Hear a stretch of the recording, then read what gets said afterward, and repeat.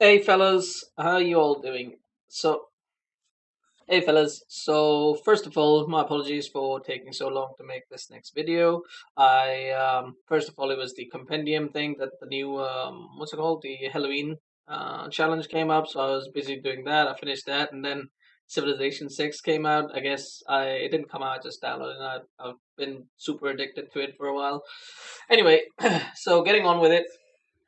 Last time we spoke about the 0 to 1K, which I said is more around the 0 to 1.5K mark. And um, this time it's going to be 1 to 2K bracket, but it is more for people in the 1 to 1. 2.5k, so 1k to 2.5k, and again because of the overlap and all that. Now when I say these are common mistakes for this particular bracket, um, it doesn't mean that other people are not making these mistakes. For example, last video I spoke about the 0 to 1.5k people. One of the most common mistakes for them being that they don't have a good understanding of the heroes. Now, it doesn't mean that a 4k or a 5k or even a 6k player is not going to have a very, very good understanding of some of the heroes, but the difference is going to be that they most likely don't have an understanding of a hero that they don't play very often. But they will have a really in-depth understanding. However, similarly, the things that I'm going to talk about in this bracket, people in the 0K, everybody will be able to benefit from it. It's just some of these things, some of the things that in my coaching experience I've come across very, very commonly. So I just wanted to make that clear because I've had a few students saying that, oh, they haven't watched the second part because they thought because they thought they're 1K higher than that and it doesn't apply to them, but that's not really the case. The Everybody suffers from these all of these things to a certain degree. For example, myself, I don't have a very good understanding of a few heroes as well, heroes that I don't really play or the heroes that I don't really see in my games very often. Brood Mother being one of them, Arc Warden and Underlord. These I don't have a very solid understanding. I haven't played them a lot. I have no idea how these heroes, like, what is their strength and weaknesses. So just because this video is going to be 1 to 1 2.5k doesn't mean that other brackets, it doesn't apply to other brackets. Now carrying on with it, so oh god damn it, yep, already done that. It's the overlap. Now in the previous video, it was pretty much for everybody in the 0 to 1.5, whereas in this video now we are splitting up into roles to a certain degree. Right there, obviously, there's only two roles. There's the two kind of segments. There's the core and the support. Offlane is also considered a core, whereas I don't really consider offlane to be much of a core role, especially in the 4 point under 4.5 under 4K. Offlane isn't really a core role. It's better to play the offlane role as a bit as a support role to a degree. However, now we're going to talk about what are the common mistakes in the core role. Now, first off, in the 1 to 2.5k, there's going to be a spam of carries. There's going to be too many carries. There's going to be 4 to 5 core lineup every single time, right? Almost every single time. And this is one thing that is true for almost any bracket, is that there are always going to be more people who know how to play carry in mid than there are for support. So everybody knows how to play carry, right? Everybody knows how to play mid, but what people don't know is how to play support. So, for example, if you get a game where you go into a game and you let's say you pick a carry, right, and you force what's going to happen is you force other people to play support, and most likely statistically those people play carry. The best role is carry, so they don't really know how to play support well, so they will underperform. Yes, it's also true for the enemy team, but if the enemy team has somebody who actually does play support, then you're playing at a huge disadvantage. So if you actually learn to play support, that is probably one of the best things that you can do for improving your MMR, because then you're actually not going to be. Then if you are, let's say, 2K and you're playing support. If you're 2K and you're not used to playing support and you play support, then your support MMR is more around 1K or 1.2k or something like that. So you're lowering your average MMR of your team. But if you're actually a good support player, and you're in the 2k, then most likely your support will be 2 or 2.5 or something like higher MMR, and whereas the other team support won't actually know what they're doing, and they'll be stealing their carries farm and all that. So yeah, that's one of the most common things, that too much five core lineup. Actually, going back to this five core lineup, another big issue is that people in this bracket, because they're gonna have almost every single game with like more than three cores, more than four core lineups, they don't really know how to deal with that.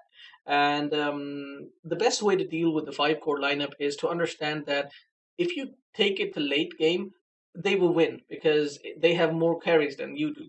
And it all comes down to early game pressure, taking over the map. You gather up as five early on. You take towers. You start warding up their jungle. You constrict their space. You take over their map. You take over the map, in the entire map, and then you starve them from experience and gold.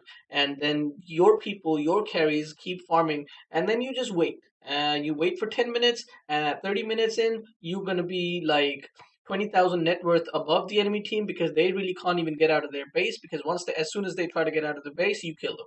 And this is how you how you deal with multi-core lineups. Okay, so the second biggest issue with in the 1k to 2.5k bracket is farming related and CS related issues. Now, if you this is very common. This is actually a scene from one of my previous coaching sessions. I hope the student doesn't recognize who he is, but yeah, this is very common. At 10 minutes in, a 2k person will have roughly 32. 1.5k person, 1.5 to 2k person is going to have about 30 CS, and I've started to have a great understanding of how much CS people have at different brackets. Up till 1K, so around 1K, people are going to have 10 to 15, 10 to 15 CS at 10 minutes. At around 2K, people are going to have 30-ish CS.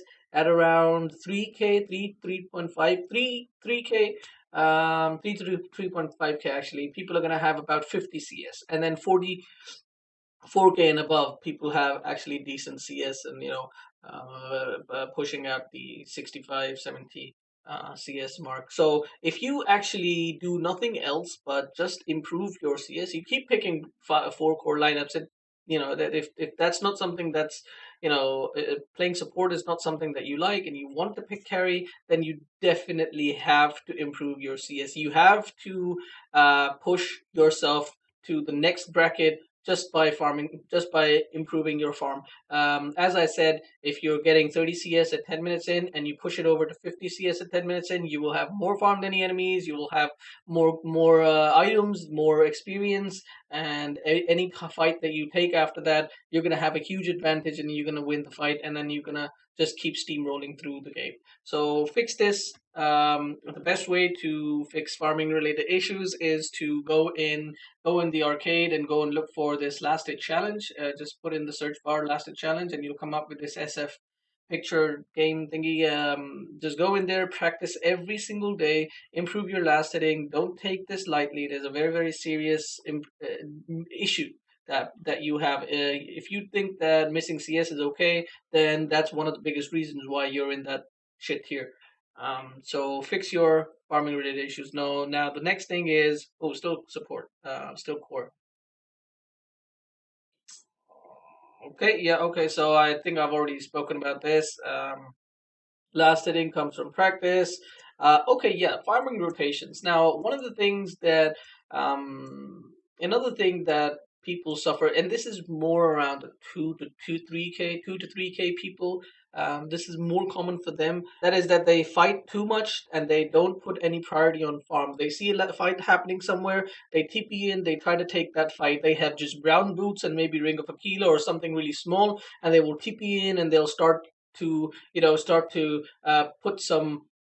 put a presence on the map. That's horrible. That is a horrible decision. You don't want to do that. You want to prioritize your farm. If it's a skirmish happening close to you, one or two people fighting close to you, and you have vision around that area, and you know guaranteed that you'll be safe if you go there and take part in that fight, go ahead, go for it. It's fine. It's completely fine. But do not go out of your way. Do not TP to different towers just to take part in team fights, especially not when you don't have items. Go look at high level players. They will never ever TP into a lane, a mid lane or an off lane, just to go and have a presence in the team fight, especially not until they have some decent items where they can actually take part. And also, depends on what kind of a carry you're playing. Like if it's an anti-mage or something like that, then you guaranteed don't even like you need to farm a battle fury, and after battle fury, you need to farm even more items before you can even think about taking a team fight. Whereas other heroes, like let's say I don't know, Slark for example,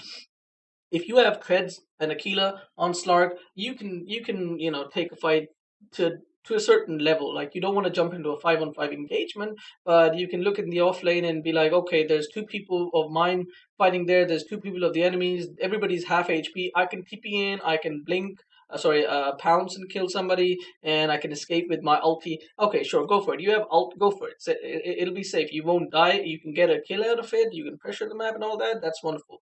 But even then, if you are under 2K, I would still advise just go and farm. It's still better to farm, especially if your farming is decent, if your right clicking is decent, if you've improved your last setting, and if you know how to utilize the jungle. And that's the second thing, utilizing the jungle. Put priority on your farm. Go and watch my previous video where I showed, I think it's titled 138 CS at 10 minutes in. Utilize the jungle that way. Push out the lane, go and farm the jungle, come back to the lane, push out the lane. This is how you want to maximize your CS and farm. Anyway, so it's mostly farming related for carry. For non-core related, there's so many things. There are so many things. People just don't know how to play support, even at a higher level, even at 5K. One of the biggest mistakes people do, like 5K people don't know how to support. Like people in general don't know how to play support. I don't know why nobody likes to play support. So learn to play support. Go and research how to play support. Um, Free videos on YouTube. There's plenty of them. Go and find out. I don't think I'll be able to. It'll take me way too long to cover everything. I might release one of I might release a gameplay analysis of me playing support, just to help out people at like 4K plus. But for less than 4K, I've got plenty of support coaching guides that you can look at, and it'll definitely help you out. Now, few of the biggest mistakes made playing support is that supports generally they'll just stick to their carry. They'll stick to their carry like glue, and they'll stay in the lane, and they'll be stealing the XP.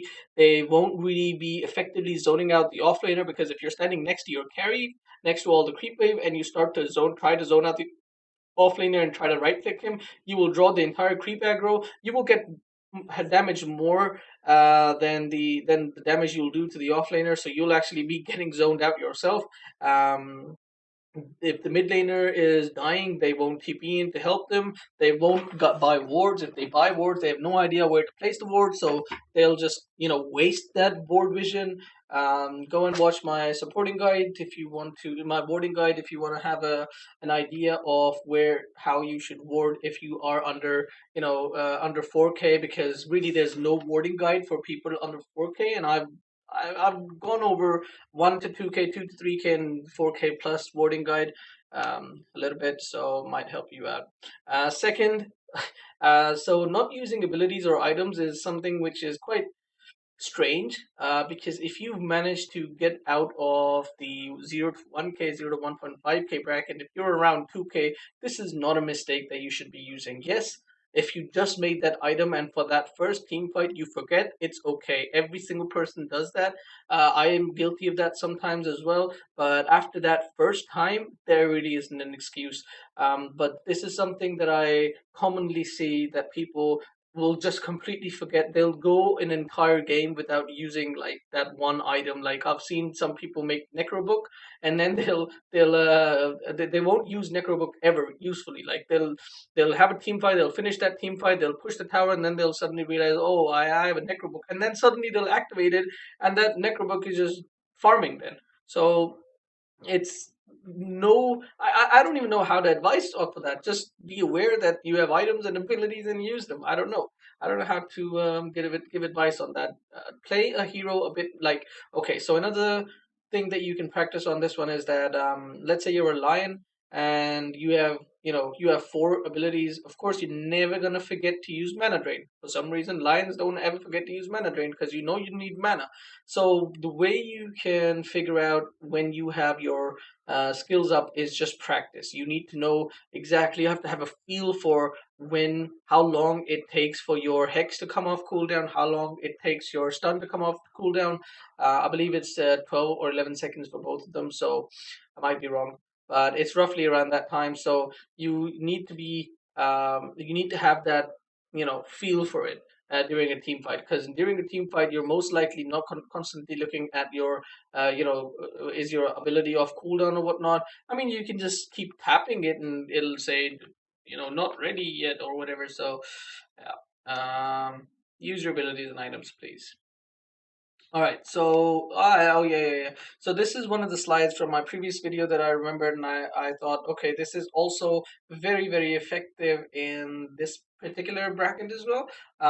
Need to practice. Practice is important. Practice is really important, and I guess I just spoke about the how to remember the abilities that you have abilities and when they come off cooldown and all that. So the other thing that this slide that I spoke about was learn to play support. That's pretty much, I think if I could summarize this video, it would be that if you are in the 1 to 2.5k bracket, you should learn to play support. Get good at supporting, and soon you will be out of this bracket. So yeah, thank you for watching. Thank God this was a short video, and this is what I like to keep it like. Um, Please leave comments if you have any questions. And I haven't really been getting um, any questions on hero mechanics, so I haven't really had any new ideas. So what I think I'll do is I'll go on to the Dota Cinema website, sorry, not website, YouTube channel, and I'll have a look at their past. I think it was called Mythbusters, or Dota 2 Mythbusters or something like that. And I'll start going over their videos, and whatever is doesn't apply anymore, I'll start making videos on that if I have time, if I finish Civilization 6. So all right, guys. Thank you for joining me, and I'll speak to you next time. Bye bye.